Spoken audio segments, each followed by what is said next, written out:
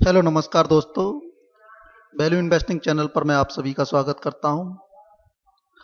मैं इस चैनल पर एवरी वीक 1 से 2 वीडियो कंपनीज की वैल्यू एनालिसिस पर पोस्ट करता हूं और बीच बीच में मैं कुछ फाइनेंस से रिलेटेड टॉपिक को भी कवर करता हूं। लास्ट वीक हमने इस चैनल पर ओरिएंट टेक्नोलॉजी की वैल्यू एनालिसिस की थी और इसका लिंक मैंने डिस्क्रिप्शन बॉक्स में दे दिया है, अगर आप चाहें तो देख सकते हैं। आज हम जिस फाइनेंशियल रेशियो की बात करने जा रहे हैं वो स्टॉक मार्केट के अंदर बहुत ही ज़्यादा पॉपुलर है और उससे भी कहीं ज़्यादा इन्वेस्टमेंट में महत्वपूर्ण है। इस फाइनेंशियल रेशियो को हम डेली न्यूज़ चैनल पर सुनते हैं और स्टॉक मार्केट रिलेटेड किताबों में भी देखते हैं। इसकी डेफिनेशन बहुत ही सिंपल है, 5th स्टैंडर्ड का बच्चा इजीली समझ लेता है और ऑलमोस्ट सभी इंस्टीट्यूशनल इन्वेस्टर या बिग फंड हाउस इसका यूज बहुत अच्छी तरह करते हैं और अच्छे रिटर्न पाते हैं। वहीं हमारे बहुत सारे रिटेल इन्वेस्टर इस रेशियो की डेफिनेशन तो जानते हैं, बट इसका किसी स्टॉक के साथ क्या रिलेशन है वो इसे नहीं समझ पाते और वो हमेशा इसकी रेंज देखते रहते हैं कि इसकी क्या रेंज होती है। इस फाइनेंशियल रेशियो का नाम है PE ratio,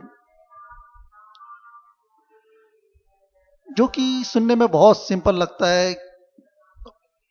price to earning ratio, अगर किसी कंपनी के स्टॉक का प्राइस 200 रुपये है और उसका अर्निंग पर शेयर 10 रुपीज़ है तो उसका PE ratio 200 divided by 10 equal to 10, जो कि एक 5th स्टैंडर्ड का बच्चा इजीली समझ सकता है और समझता है। लेकिन 5th स्टैंडर्ड के बच्चे के लिए भी कभी कभी और रिटेल इन्वेस्टर के लिए भी इसका कंपनी से रिलेशन समझ में नहीं आता है और वो हमेशा एक रेंज देखते हैं और रेंज लोगों से पूछते हैं या जानने की कोशिश करते हैं कि पी रेशियो की रेंज क्या होती है, कि किस रेंज में हमें कोई स्टॉक खरीदना चाहिए। और मैंने कई सारे ब्लॉग या इन्फ्लुएंसर से ये सुना भी है कि 15 से 15 से 25 के बीच का जो पी रेशियो होता है वो काफ़ी अच्छा माना जाता है। मैं एग्री करता हूँ कि अच्छा माना जाता है ये, बट ये चीज़ पूरी तरीके से सही नहीं है। कभी कभी देखा गया है कि कुछ कंपनियां अपने 15 से 25 के पीई के बीच में बहुत दिनों तक काम करती हैं लेकिन कोई रिटर्न नहीं देती हैं। मैं आपको एक स्क्रीन के थ्रू दिखाता हूं। प्राइस टू अर्निंग रेशियो अगर मैं देखूं, इसका ग्रेटर देन है 15 and price to earning ratio less than है 25 एंड अगर मैं इसके रिटर्न देखूं, रिटर्न ओवर 3 इयर्स, तो ऐसी कितनी कंपनियां हैं जिन्होंने 30% से भी कम के रिटर्न दिए मार्केट के अंदर। तो मैं देखूंगा 465 कंपनी ऐसी हैं जिन्होंने 30% से भी कम के रिटर्न दिए, जबकि ये एक जो आइडियल रेंज है किसी स्टॉक की पी की, उसके अंदर काम कर रही हैं। इनमें छोटी कंपनी नहीं है, काफ़ी बड़ी बड़ी कंपनी है। भारत रसायन है, हीरो मोटर कॉप है, टीसीएस है, ईक्लेक्स है, एंजल वन है, मैस्टेक है। अब मैं दूसरी स्क्रीन दिखाता हूं आपको कि कुछ कंपनियां हैं जो अपने लाइक इस रेंज के बाहर काम कर रही हैं, जैसे कि 55 से लेके 125 का पीई है और इनका अगर मैं रिटर्न देखूं 50% से ऊपर कितनी कंपनियां हैं जिन्होंने रिटर्न दिया 3 साल के अंदर, तो 122 कंपनियां हैं। तो आप समझ चुके होंगे कि कुछ ना कुछ कहीं ना कहीं लूप होल है। तो हम आज इस लूप होल को इस वीडियो के माध्यम से जानने की कोशिश करेंगे।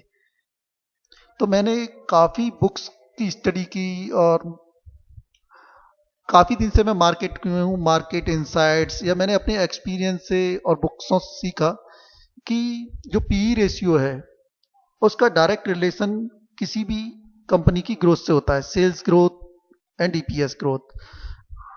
अब मैं इसको समझाने के लिए आपकी को 2-3 कंपनियों के सेल्स और ईपीएस ग्रोथ उठाता हूँ, फिर समझाता हूँ मैं आपको एक मिनट।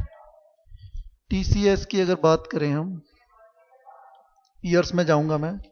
TCS की सेल्स ग्रोथ 3 साल की देखें हम 10 एंड EPS ग्रोथ 8.6, मैंने यहाँ रख दी 10 8.6।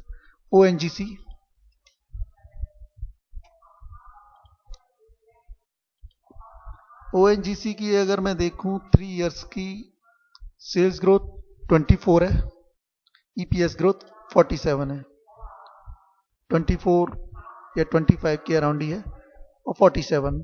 तो मैंने ऐसे ही सारी कंपनियों की, इनकी ONGC, रिलायंस, GTB इंजीनियरिंग या HDFC लाइफ, इन सभी की मैंने 3 साल की सेल्स और EPS ग्रोथ निकाल ली और उसकी फाइनल ग्रोथ इनका एवरेज आउट कर दिया।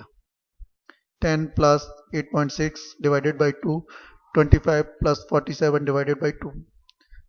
तो इस तरीके से मुझे फाइनल इनकी ग्रोथ मालूम पड़ गई, इनकी रियल में ग्रोथ है क्या।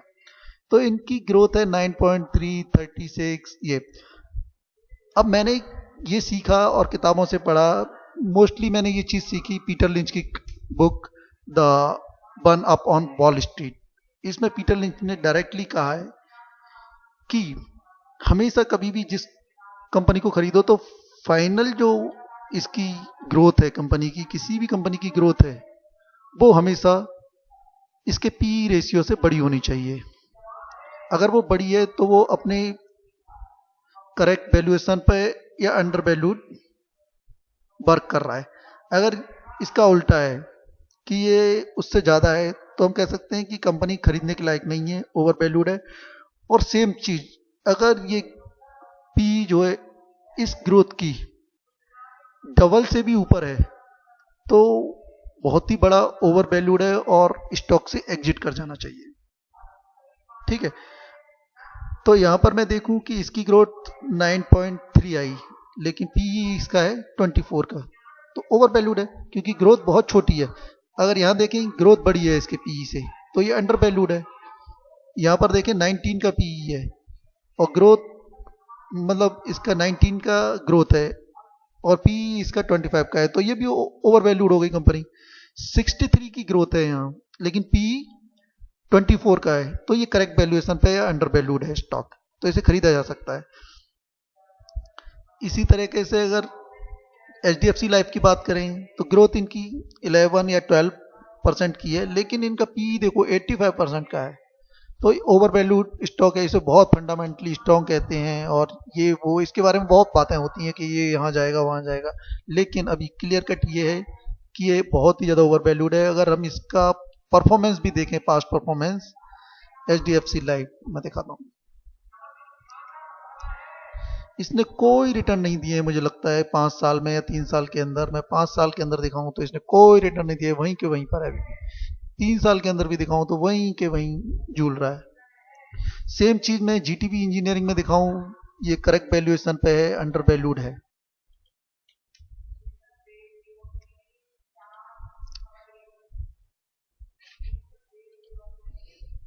सी 3 इयर्स में इसने बहुत शानदार रिटर्न दिए हैं।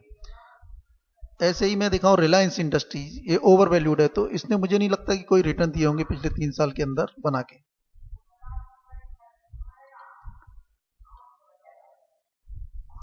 तो आप समझ चुके होंगे कि हमेशा जो है इसकी ग्रोथ का और पीई का एक रिलेशन है। कोई डेफिनेटिव रेंज नहीं है बट फिर भी हम कह सकते हैं कि 20-25 का पीई सही रहता है, लेकिन मैं कह सकता हूं कि 70-80 का पीई भी खराब नहीं रहता है अगर उसमें अदर चीजें फेवरेबल हैं, जैसे कि ROC, ROE, डेप्ट इक्विटी रेशियो 0 है, प्लेज नहीं है, होल्डिंग बहुत अच्छी है, रेटिंग बहुत अच्छी है, ग्रोथ आउटलुक बहुत अच्छा है और बहुत सारी चीजें होती हैं। वो अगर अच्छी हैं और स्टॉक 80 के पीई पर भी है तब भी उसे खरीदा जा सकता है अगर उसमें ग्रोथ है तो। वहीं अगर एक स्टॉक 10 के पीई पर है लेकिन ग्रोथ नहीं है तो उसको भी नहीं खरीदा जा सकता है। स्ट्रेट फॉरवर्ड ये डिस्क्लेमर है। मैं आशा करता हूं कि ये इंफॉर्मेशन आपको पसंद आई होगी और अगर आपको ये इंफॉर्मेशन रियली में इंफॉर्मेटिव लगी है या पसंद आई है तो कृपया वीडियो को लाइक करें, अपने दोस्तों के साथ शेयर करें और चैनल को सब्सक्राइब करें ऐसे ही इंफॉर्मेटिव वीडियो देखने के लिए। Thanks for watching. मिलते हैं अगले वीडियो में।